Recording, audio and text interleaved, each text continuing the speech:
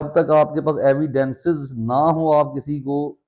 منافق نہیں کہہ سکتے، لیکن اب تو ایویڈنسز آپ کے پاس موجود ہیں کہ آپ کو مولوی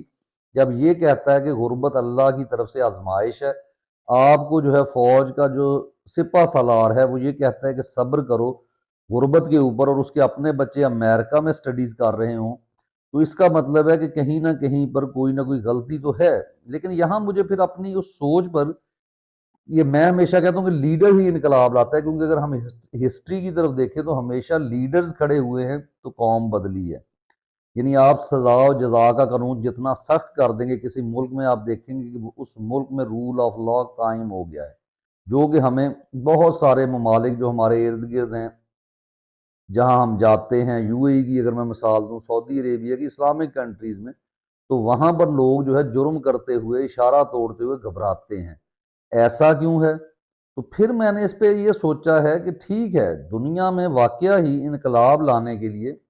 کسی لیڈر کی ضرورت ہوتی ہے، لیکن اسلام میں اگر یہ بات جو لوگ کرتے ہیں اس پر اگر غور کیا جائے، اگر صحیح سچے دل سے، یہ نہیں کہ صرف اسے منافقت کے طور پہ استعمال کریں، تو ہمارے ہاں تو وہ لیڈر بھی آ چکے۔ حضرت محمد صلی اللہ علیہ وسلم، ان کی مثال ہمارے سامنے ہے۔ ہماری زندگیوں میں، یعنی ہمارے فور فادرز جو تھے، ان کی زندگیوں میں انقلاب بھی برپا ہو چکے، انہوں نے ریولوشن بھی دیکھ لیے۔ حضرت امام حسین جیسے لوگ جو اللہ کی راہ میں شہید ہو گئے، لیکن اپنے موقف سے پیچھے نہیں ہٹے کہ میں نے ملوکیت کو قبول نہیں کرنا۔ تو اس سے بھی ہمیں سبق ملتا ہے کہ ہمارے ہاں اگر ہم اپنے انفرادی طور پر بھی خود کو صحیح کریں تو ہم جو ہے بہتر ہو سکتے ہیں، لیکن پھر وہی بات ہے کہ انفرادی طور پہ آپ کتنی زیادہ محنت کر سکتے ہیں، وہاں پہ پوائنٹ میرا اسی مکمل اس کو نہیں آپ چینج کر سکتے، لیکن بہت حد تک میں نے یہ سوچا ہے کہ واقعی یعنی فرینچ والوں کو تو ریولوشن جو ہے انہوں نے امریکہ کا دیکھا، اسی طرح اور لوگوں نے، لیکن جو ایران میں انقلاب آیا، جو انقلاب جو ہے مسلمان کنٹریز میں آتا ہے، جیسے افغانستان کا بھی آپ جان کو جہاد کو انقلاب کہہ سکتے ہیں کہ وہ ایک دنیا کی سپر پاور کے آگے کھڑے ہو گئے اور گھٹنے ٹیکنے پر مجبور کر دیا۔ تو بہرحال یہ باتیں ہوتی رہیں گی۔ آج میں آپ کے لیے جو ٹاپک لے کے آیا ہوں وہ ہے the basis of Islamic state and Islamic society, کہ اسلامی معاشرہ اور جو ریاست ہوتی ہے اس کی بنیادی کچھ میں نے پوائنٹس آپ کے لیے لکھے ہیں، اس کو آپ کے ساتھ میں شیئر کرتا ہوں۔ اس میں کچھ چیزیں constitutional base of Islamic state, ایک تو اس پہ ہم گفتگو کریں گے، پھر ہے emotional base of Islamic state, یعنی جو آپ کا ایک ایموشنل، آپ اسپرچولی، آپ جو ہے مذہبی طور پہ یعنی آپ کس طرف اٹیچ ہوتے ہیں، اس کا ہونا بھی ضروری ہے اسلامک سوسائٹی کے لیے۔ ہاؤ ٹو کیپ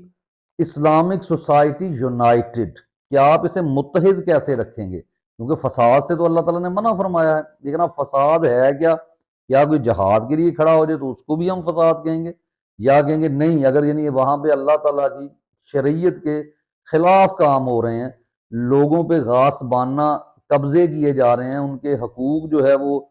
سلب کیے جا رہے ہیں، ان کو جینے نہیں دیا جا رہا، تو وہاں پہ ہمیں کیا کرنا ہے؟ تو یہ اسلامک سوسائٹی کی جو ہے ہم گفتگو کریں گے، اور اس کے ساتھ ساتھ ہے کہ جو لاسٹ پوائنٹ ہوگا وہ یہ ہے کہ جو ممبرشپ ہوتی ہے، یعنی membership and citizen ship of Islamic state, تو اس کے کیا پیرامیٹرز ہونے چاہیے، کیا جو آج کل ہم چل رہے ہیں وہ ٹھیک ہیں، یا قرآن کیا کہتا ہے؟ ہم یہ بات اپنے اسلام کے مطابق، دین کے مطابق اس کے اوپر گفتگو کریں گے، اور اس کے لیے آپ کو میں حوالہ دیتا ہوں کہ اگر آپ اس کو تفصیل سے پڑھیں، جو کہ ہمارے علماء کرام بہت سارے فرقوں کے منع فرماتے ہیں قرآن کو اپنے طور پہ نہ پڑھیں، نہیں، آپ اللہ سے ہدایت طلب کریں، آپ قرآن پڑھنا شروع کریں، آپ کو اللہ تعالیٰ ہدایت دیتا ہے، کیونکہ اللہ قرآن میں کہتے ہیں کہ اس کو پڑھو، یہ میں نے ہدایت کے لیے اتارا ہے، اسے ٹھہر ٹھہر کے سمجھ کر پڑھو، اس کا ترجمہ سیکھیں، پڑھیں ترجمے کو، ترجمے کے ساتھ پڑھیں۔ اور اسی طرح جب آپ قرآن کو شفا سمجھ کے پڑھتے ہیں، میں آپ کو یقین کے 100% یقین کے ساتھ کہتا ہوں کہ کیونکہ شفا ہے قرآن، تو آپ کو جو بیماری، جتنی مرضی بیماری ہو، وہ آپ کا ایمان مضبوط ہونا چاہیے، وہ دور ہو جائے گی۔ اب اس میں بلکہ ہم اس ویلاگ میں ایمان اور اسلام کا بھی ڈفرنس جو ہے اس پہ بات کریں گے کہ اسلام اور ایمان میں کیا فرق ہے، ٹھیک ہے جی؟ تو جو آپ پہلے سب سے جو میں بات کرتا ہوں اس میں اس طرف آتا ہوں، اگر آپ یعنی پہلی سورہ سوری کہہ رہا ہوں، سورہ حجرات کی پہلی آیت کا ترجمہ پڑھ لیں تو یہی اتنی وسیع ہے کہ اس میں تمام اسلامک کانسٹیٹیوشن آ جاتا ہے۔ تو اس میں اللہ تعالیٰ نے بتا دیا ہے کہ اسلامک اسٹیٹ کیسی ہونی چاہیے. تو اسلامک اسٹیٹ کی جو بیسز ہے اس میں سب سے پہلے کیا ہے کہ مختار کل اللہ تعالیٰ کی ذات ہے. جیسا کہ آپ نے 2 دن پہلے بیان سنا فیصل واڈا صاحب کا کہ جو سیاہ و سفید کا مالک ہے یعنی آصف منیر، تو وہ دراصل شرک ہی نہیں کیا، اس نے بہت بڑا جرم کیا یہ کہہ کر اس نے بھی، اور جس نے اس سے کہلوایا. اسلامک اسٹیٹ میں تمام بادشاہوں کا بادشاہ مختار کل جو آپ کہ مختار کل جو ہے وہ اللہ تعالیٰ کی ذات ہے. یہ آپ نے سب سے پہلے رکھنا ہے. نمبر 2 آپ نے ذہن میں رکھنا ہے کہ کوئی قانون اللہ کی کتاب کے علاوہ نہیں بنایا جائے گا یا اس کے متصادم نہیں بنایا جائے گا جو اس کے برخلاف ہو جائے. پھر ہے کہ پریکٹسز ہم نے کیا کرنی ہے محمد صلی اللہ علیہ وآلہ وسلم کی، یعنی جیسے کہ اطیع اللہ و اطیع الرسول، اللہ کی اطاعت کرو اور رسول کی اطاعت کرو. اب یہاں پہ بات کیا اوبیڈینس تو ہے، ہم نے اوبیڈینٹ ہونا ہے اللہ کا اور نبی کا، لیکن یہاں پہ سوسائٹی بنانے کے لیے اوبیڈینس کے لیے نہیں کہا گیا. یہاں پہ آپ نے فالو کرنا ہے، جو نبی صلی اللہ علیہ وسلم نے کر کے دکھایا وہ آپ نے کرنا ہے، اس پر عمل کرنا ہے. تو اس کے ساتھ ساتھ جو ہے آج یہ جو چیز ہے، اگر ہم اپنا آئین پاکستان کھولیں اس میں آپ جائیں، اس میں آرٹیکل 2A باقاعدہ طور پہ صاف الفاظ میں لکھا ہے کہ خود مختاری صرف اللہ تعالیٰ کی ہوگی. یعنی اللہ تعالیٰ کی ذات مال کے کل ہر چیز کے جو ہے کل جو ہے یعنی بادشاہ جو ہے وہ اللہ تعالیٰ کی ہوگی. حاکمیت بلکہ کہیں اس کو کہ حاکمیت صرف اور صرف اللہ تعالیٰ کے لیے. تو جب اللہ تعالیٰ کی حاکمیت تسلیم کر دی جاتی ہے تو پہلا سٹیپ ہم اسلامک سوسائٹی کی طرف آ جاتے ہیں. اور اسی طرح آرٹیکل 227 میں لکھا ہے کہ کوئی بھی جو آپ کہہ لیں قانون جو ہے وہ کتاب کے متصادم نہیں ہوگا، اور محمد صلی اللہ علیہ وآلہ وسلم نے جو فرمایا ہے اس کے مطابق ہوگا. وہ ہمارے لیے اگزامپل ہوں گے ہمارے پیارے نبی صلی اللہ علیہ وآلہ وسلم کہ جو انہوں نے بتایا، یعنی قرآن و سنت کے خلاف کوئی قانون جو ہے وہ نہیں بن سکتا. تو یہ آپ نے اپنے ذہن میں رکھنا ہے. پھر اس کے بعد ہم آتے ہیں، یہ تو ہمارا ہو گیا جس کی ہم بات کر رہے تھے کہ کیسے جو ہے ہم ایک اسلامک اسٹیٹ بنائیں گے. اس کی پہلی بیسس میں 3 پوائنٹس جو ہے ہم نے. Then comes the point to keep society united. کیسے ہم یونائٹڈ کر سکتے ہیں؟ by some emotional، جس کو ہم کہہ سکتے ہیں emotional basis، on emotional basis. اور وہ کیا ہے؟ وہ اللہ تعالیٰ کی محبت، نبی کریم صلی اللہ علیہ وآلہ وسلم کی محبت. اور اللہ سے جب ہم محبت کرتے ہیں تو ایک چیز یہ جب قائم ہوتی ہے، یہ ایک اسلامک سوسائٹی کا لازمی جزو ہے. اس کے بعد ہے کہ یعنی جو میں نے عرض کیا کہ اللہ سے محبت ہوگی اور نبی پاک صلی اللہ علیہ وسلم کی زندگی پر عمل پیرا جب ہوں گے تو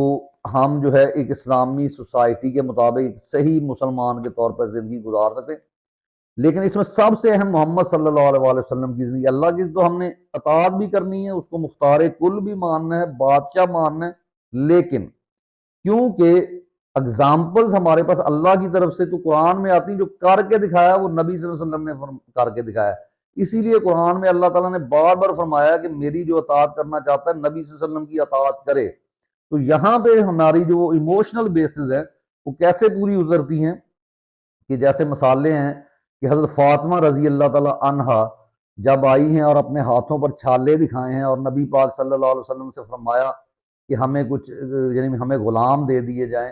تو کیونکہ مجھے سارا دن جو ہے وہ یہ پیسنا پڑتا ہے، آٹے کے لیے چکی پیسنا پڑتی ہے. تو what the answer of محمد صلی اللہ علیہ وسلم؟ he said no, these things are not for us. کیا چیز ان کے دل پر گزری ہوگی اپنی پیاری بیٹی کے بارے میں، لیکن پھر بھی جو ہے سوسائٹی میں انصاف کے لیے کہ اس وقت اتنے زیادہ جو ہے اور یہ بتانے کے لیے کہ میری قوم کے بچے صرف فاطمہ نہیں بلکہ تمام جو اسلامک سوسائٹی ہے وہ بچے ہیں. تو اس لیے بتایا گیا کہ اگر میں وہ سہولیت، انہوں نے بتایا کہ ہمارے لیے نہیں ہے، تو یہ قربانی دینا جو کہ ہمارے جو بادشاہ ہیں اس دور کے، جو اب اس رولنگ کلاس میں ہیں، جو اس ملک میں ہوتے ہیں، ان تک یہ پیغام پہنچایا جانا چاہیے کہ آپ نے نبی صلی اللہ علیہ وآلہ وسلم کی زندگی کو جب مثال بنائیں گے تو آپ کو نہ تو لوگ ٹرولنگ کریں گے، نہ آپ کو گالیاں دیں گے، نہ آپ کو ان کو دھمکیاں لگانی پڑیں گی، بلکہ دھمکیاں تو ہیں ہی نہیں، کیونکہ نبی صلی اللہ علیہ وسلم اور جو بھی اچھا مسلمان بادشاہ ہوگا وہ ہمیشہ اپنی قوم سے محبت کرے گا. ان کے خلاف یا ان کا بے جا قتل یا ان کو قید و صعوبت کی بغیر کسی جرم کے نہیں ڈالے گا، ٹھیک ہے۔ پھر اس کے بعد ایک واقعہ آپ کے سامنے ہے، وہ بلکہ حضرت حمزہ رضی اللہ تعالیٰ عنہ کا، جو کہ آپ کے چچا تھے، جب ان کا کلیجہ چبایا گیا، ہندا نے چبایا، تو کیا ان کے دل پر گزری ہوگی۔ تو اس کے بعد آپ کے سامنے ہے مثال کہ مکہ فتح ہو گیا تو ہندا نے معافی مانگی تو اس کو بھی معاف کر دیا گیا۔ تو یہ ہے، یہ مثال ہے، کیونکہ یہ مثال ہم اللہ تعالیٰ سے اس طرح سے نہیں لے سکتے، کیونکہ اللہ کو ہم نے نہیں دیکھا، اللہ نبی صلی اللہ علیہ وسلم کو ہم نے دیکھا۔ آپ کو اسلامک اسٹیٹ میں، اور یہ ہمارے آرٹیکل میں لکھا ہے کہ ہماری زندگیاں نبی صلی اللہ علیہ وآلہ وسلم کے مطابق ہوں گی، ہمارے آئین جو ہیں، جو پریکٹسز نبی صلی اللہ علیہ وسلم نے کی، قرآن و سنت سے متصادم ہمارا کوئی آئین نہیں بنایا جائے گا۔ وہ ایک الگ بات ہے، بدقسمتی ہے ہماری کہ لکھا تو ہوا ہے لیکن وہ جو ہے جس کو کہتے ہیں نا کہ ورکنگ کنڈیشن میں نہیں ہے۔ ہم اسلام کا نام لیتے ہیں لیکن اس پر چلنے کی ہم ہرگز جو ہے ہرگز کوشش نہیں کرتے۔ تو اس میں کیا ہے، we have feelings and we can not have same feeling, جو جب میں بات کرتا ہوں کہ emotional basis for the society, تو we have feeling for Muhammad صلی اللہ علیہ وسلم، we have feeling attached with Muhammad صلی اللہ علیہ وسلم، کیونکہ محمد صلی اللہ علیہ وسلم سے جب ہم محبت کرتے ہیں ان کے مطابق، وین وی فالو ہم، جب ہم ان کے مطابق زندگی گزاریں گے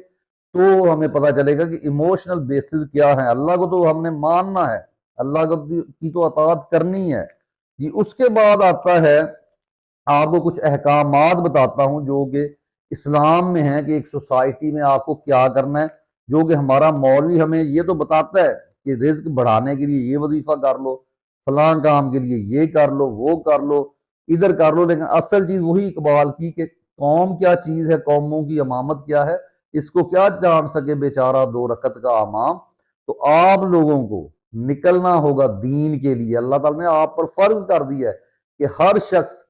جتنا ہو سکتا ہے دین کی خدمت کرے، دین کو سمجھے، سوچے، اور تعصب سے نکل کر اچھے طریقے سے جو کہ ایک سوسائٹی کے لیے بیٹر ہو سکتے اس کے مطابق کام کرے۔ آپ نے سنا ہوگا اکثر کہ یہودیوں کے ساتھ دوستی نہ کرو، عیسائیوں قرآن میں کہا گیا، بالکل ٹھیک ہے، لیکن مولوی آپ کو اس کی تشریح صحیح نہیں بتائے گا بلکہ آپ کو ان کے خلاف بھڑکائے گا۔ اس کی تشریح بھی انشاءاللہ آگے پیش کر دوں، لیکن بیسک آپ نے سمجھنا کہ وہ چیز ہے کہ ان کو اتنا دوست بنا لینا کہ ان پر دل و جان سے نثار، کیونکہ وہ آپس میں دوست ہے، اللہ تعالیٰ نے باقاعدہ فرما دیا، لیکن یہ نہیں ہے کہ وہ آپ کے بھائی نہیں ہیں۔ یہاں پہ کیا آپ کو صرف بتایا جاتا ہے مسلمان آپ کے بھائی ہیں۔ میں قرآن سے حوالہ دیتا ہوں، انشاءاللہ آپ اس کو سمجھیں گے کیسے، یعنی مثلا